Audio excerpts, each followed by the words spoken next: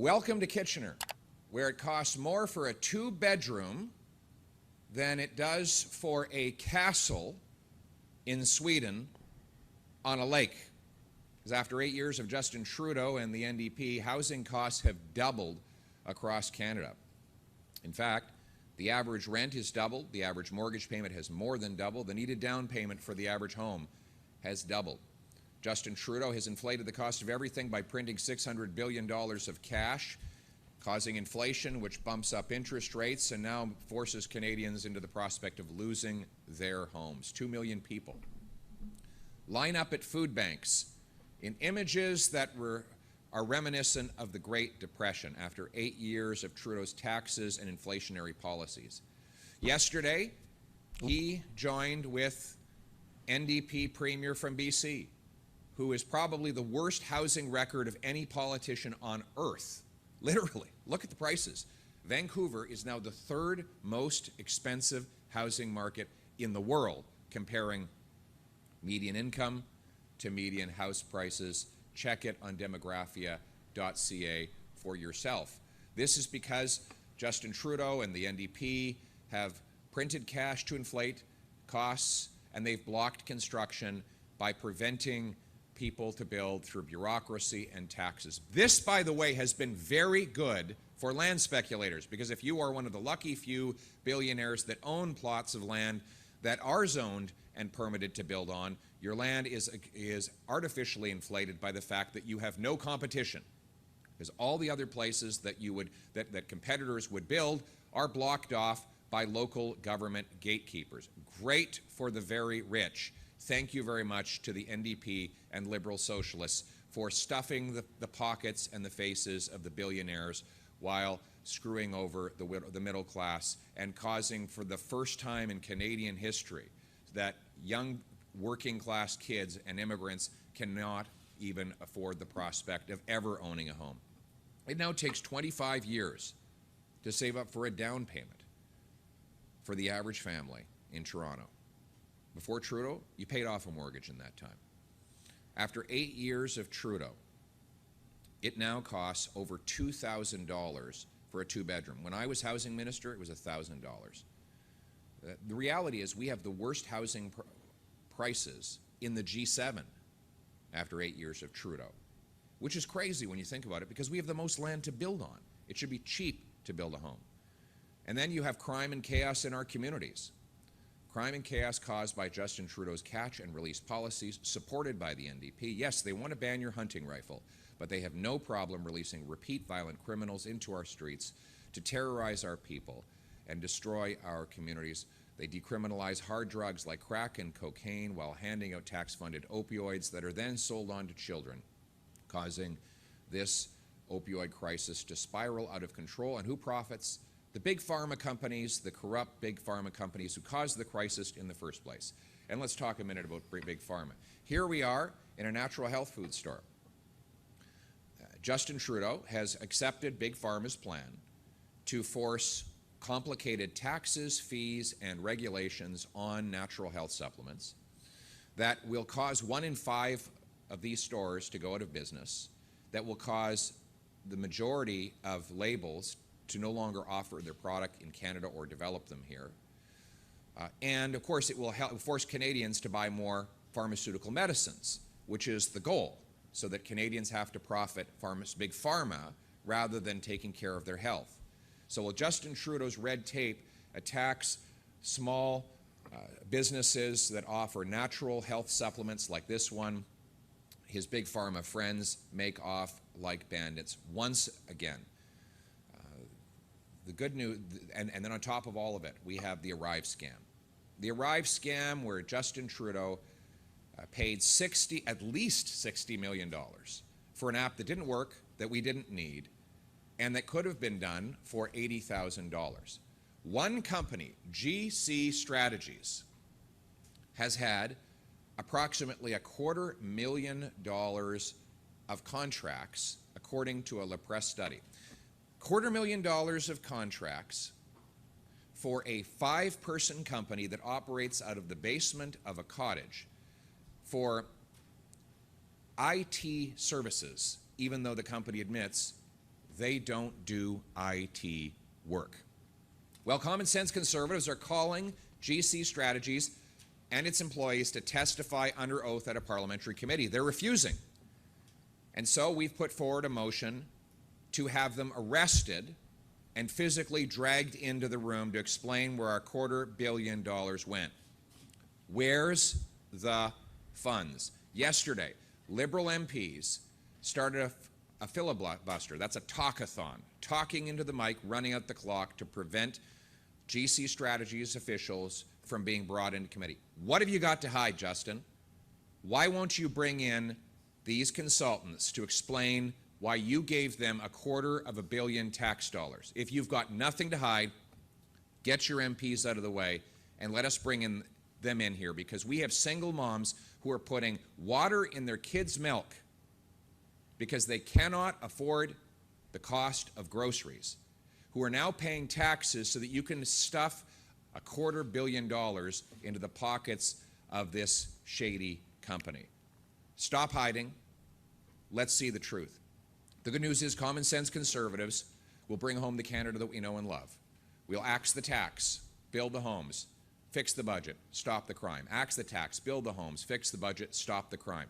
We'll axe the tax to lower the cost of gas and groceries. Notice yesterday, the lowest inflation, Manitoba, Saskatchewan. What did they do in Manitoba and Saskatchewan?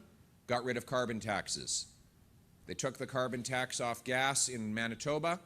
They took it off heat in Saskatchewan. And as a result, gas prices went down dramatically in Manitoba, bringing the inflation rate down. In Saskatchewan, the cost of heat went down by 27%. No thanks to Trudeau. He wants to throw the Saskatchewan officials in jail for letting people keep the heat on. When I axe the tax, we'll bring down the cost for everyone nationwide. We'll cap spending, cut waste to balance the budget and bring down inflation and interest rates. We'll lower income taxes so people bring home more of each dollar they earn and hard work actually pays off. We'll require local municipalities permit 15% more home building per year as a condition of getting federal funds. Those that build more will get bonuses. Those that build less will be fined, so that we can clear the bureaucracy and build the homes. We'll bring in jail, not bail, for repeat violent offenders. We'll end house arrest for career car thieves.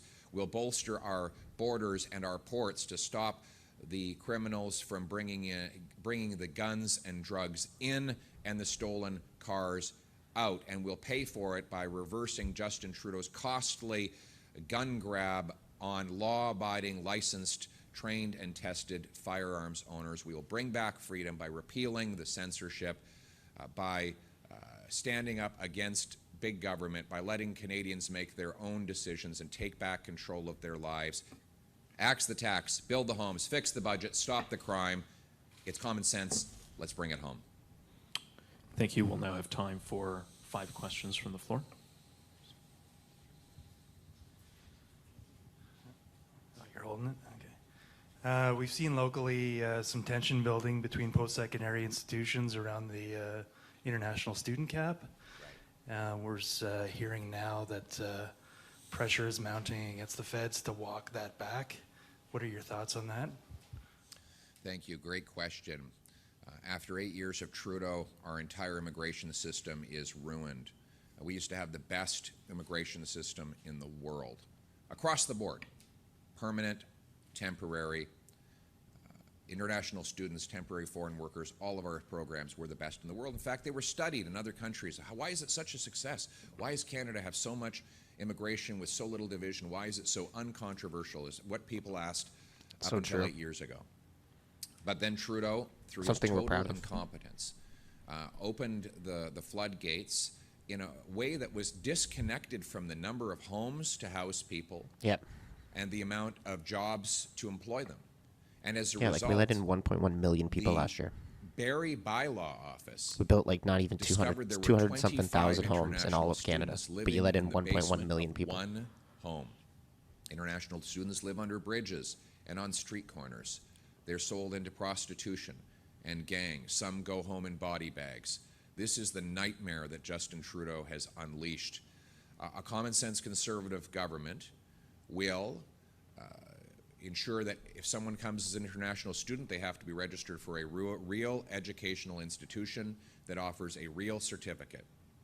2, they have to prove that they have the income to pay their bills while they are here. 3, they have to prove that they have homes.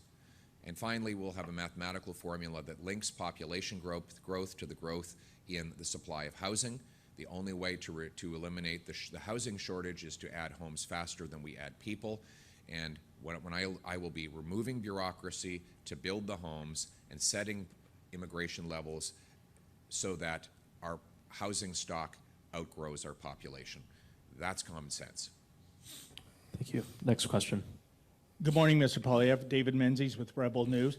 Mr. Poilievre, for the last few years, our news organization has been covering what can only be described as a war on women. Biological males are pretending to be females, and these men are invading female safe spaces. This includes female sports ranging from volleyball to rugby. As well, men pretending to be women are gaining access to female shelters and even female prisons.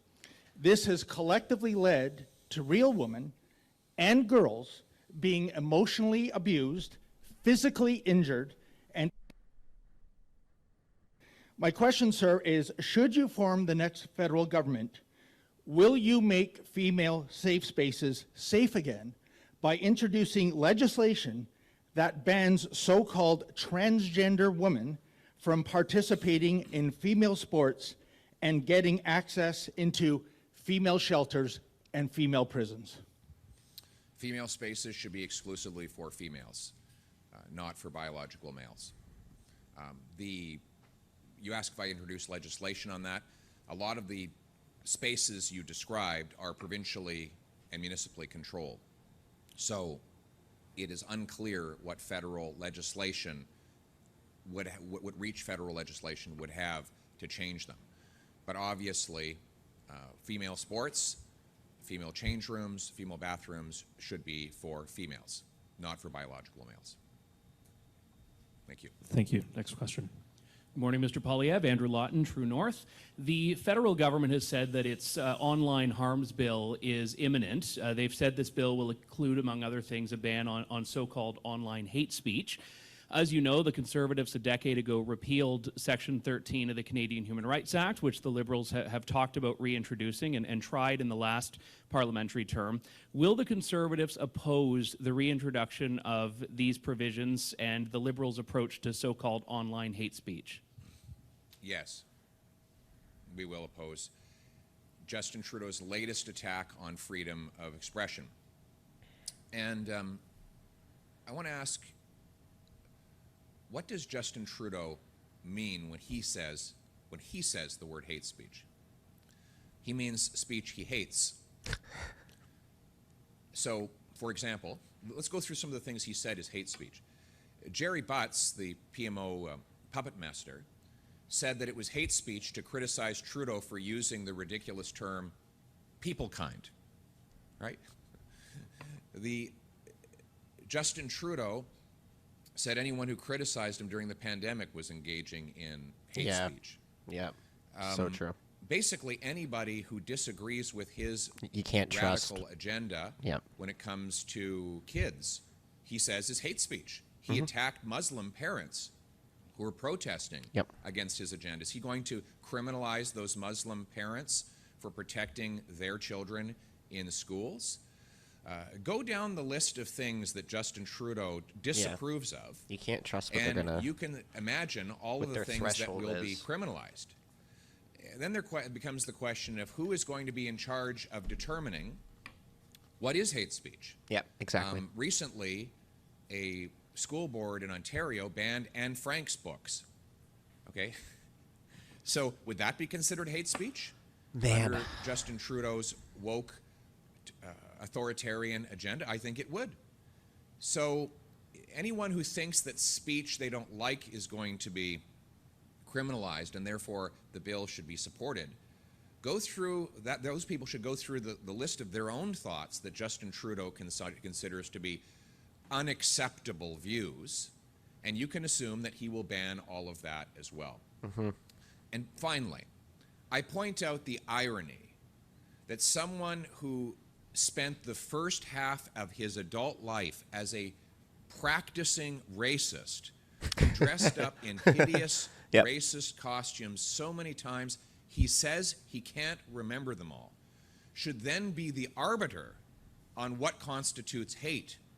Yeah. Why doesn't he? What he should actually do is look into his own heart and ask himself why he was such a hateful racist. Despite his enormous personal privileges of a multi-million-dollar trust fund, being the son of a prime minister, growing up in mansions, traveling the world, why he had so much hate in his heart that he was such an awful racist. And what he should do is actually explain where that ugliness came from, and maybe in that way, rather than through coercion, he could help us all in the fight against real hate. Thank you. Thank you. Next question.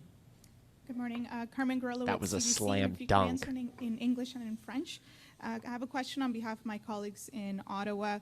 Does the committee need to also hear from the 2 senior public servants currently suspended amid the RCMP contracting investigation? Yes, absolutely. The committee needs to hear from the suspended public servants. It needs to hear from all of the contractors who were directly or indirectly involved in this scandal. It needs to hear from all of the consultants that have been paid exorbitant sums to do absolutely no work. We need to bring in everybody, and Conservatives will err on the side of transparency, and we're prepared to sit all day and all night to keep the hearings going, the testimony under oath happening, so that Canadians can get the truth and we can find out where's the funds.